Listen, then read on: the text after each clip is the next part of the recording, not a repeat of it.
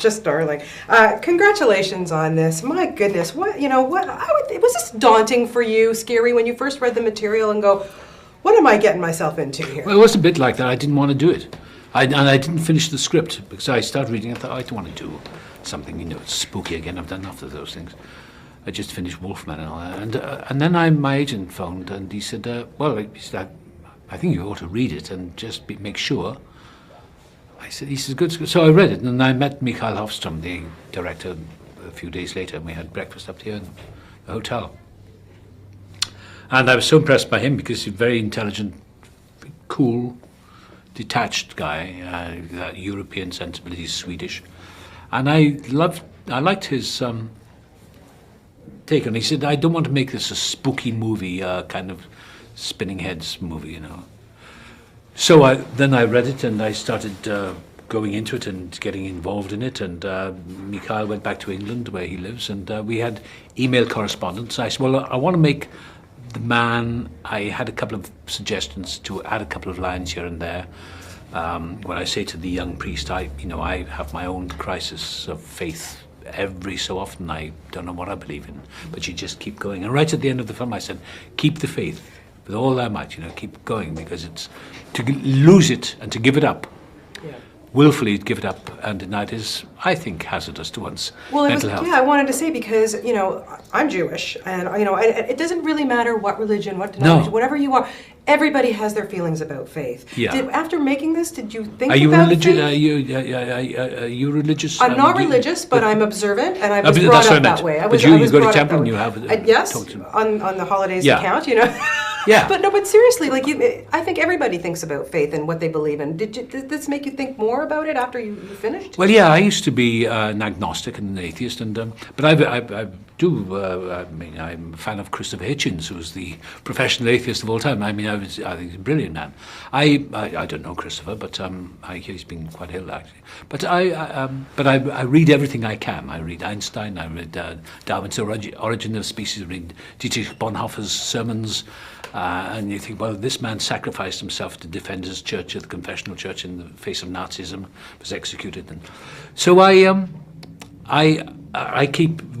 stay very open. Yeah. Like Einstein said, he didn't believe in a personal God. He believed that there's power. He was entranced by mesmerized by the power of pattern and the organization behind the back of everything. So that's my take on it all. You work with a wonderful new actor, Colin. Yeah, isn't he good? Goodness, and I was saying to him, I go, for him it must have been awesome because you were kind of a mentor, a teacher for him. What was it like for you to work with this young whippersnapper? Man, was he good? Oh, I gave him a tough time. I used to tease him. I said, "You going to play it like that? Oh, it's your career." No, because that the humour gets people through their nervousness. And I saw him on the first day. I said, "You really said I'm a bit nervous." I said, "Well, don't waste your time being nervous. You can do it. You wouldn't have had the part if you couldn't do it." So, I would occasionally drop a little hint. I say, "Maybe don't do too much on that scene. Don't, especially on close-ups." You say to an actor, "Don't less acting." But he's a really remarkable young man, and he's 25. That's ridiculous, isn't it? And here he is in his first big movie. And it was fun. I like working with young actors. You can tease them a bit, you can josh them. But and you have the right to. I'm sorry, you do. No, it's wonderful. I like young actors, and I'm just glad I'm not young anymore, having to struggle and look for that moment, to take it all so seriously. Yeah. Now, I tried to say to a young guy, I said, don't take yourself so seriously. Well, exactly, yeah, for sure. Have fun with it. Yeah, it's only an acting job after all. You're not saving lives, for goodness sake. You have given us some great scary roles, but I wanted to know, what's the movie that scared the heck out of you? First film that comes to your mind that's really scared you? Well, scared is Psycho, I think. Hitchcock's Psycho. That was the scariest movie I've ever seen. But movies that make me uneasy, Polanski's Rosemary's Baby, Mia Farrow, and John Cassavetes. That was a beautifully directed movie, and it was very low-key, and you never knew what was going on. But I thought that was an astonishing film. I think Polanski's a genius, an extraordinary director.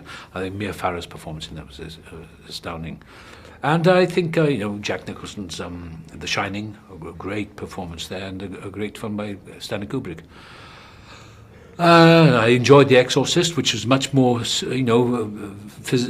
visual effects and all that, but Friedkin did such a great job in that, and that was a powerful movie, powerful movie. Yeah, that one stayed with me forever. And those are the films I really, I watch anything, I watch a lot of films, but are you talking about a genre of scary movie? Yeah. Those are the ones I like, the subtle ones like Rosemary's Baby. Yeah. There's a scene in this movie that I have to tell you, it was the only one that made me really jump, the scene with you and the little girl, and what you had to do with that little, wow!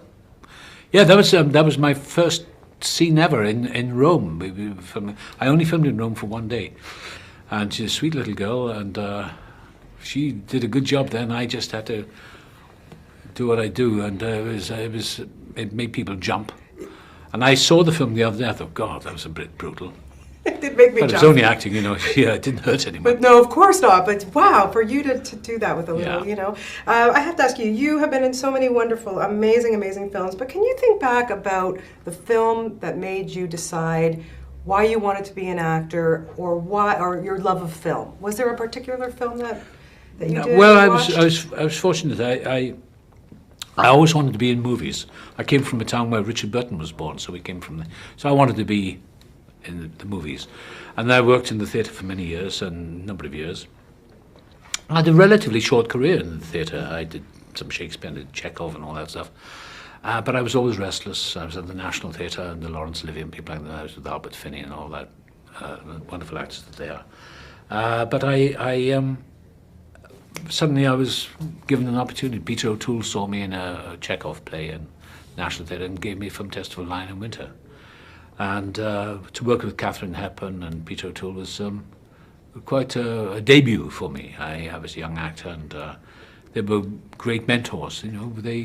She was extraordinary. I mean, she was very, very generous to work with, and so was O'Toole. Charlie Chaplin, I understand, influenced your career in the beginning. Did Chaplin did, yes. It's an odd story, that, because it was. I saw a film of his, a bit of a sentimental old movie called Limelight, and I wrote him a letter. He was in Switzerland, and the oddest thing was that I became obsessed with. I didn't know it was the nature of the film that he made. It was a sentimental film. I've still got it, and I watch it every so often. And he wrote a letter back from Vevey in Switzerland, where he was living because he'd been kicked out of America, and. 40 years later, I was in the garden of his house doing a movie with Robert Downey. It was that afternoon. Richard Attenborough, the director, came to me at lunchtime. I was sitting in my trailer having lunch, and he said he'd just been nominated for the Oscar. If somebody told me that 40 years before, I said, come on, get out of here. But it's funny how life is a dream in a way, it's a destiny, whatever you want to call it. Well, you are fantastic. As Thank always, you. I look forward to seeing you in Thor, directed by Kenneth Branagh. Yeah, he's a great director. He's terrific. Amazing man. Yeah, there's a terrific film. I hear it's very good. Well, I'm sure it is. Brandis As always, you're fantastic. Great to talk to you. Thank you. Thank you so much. Thank you.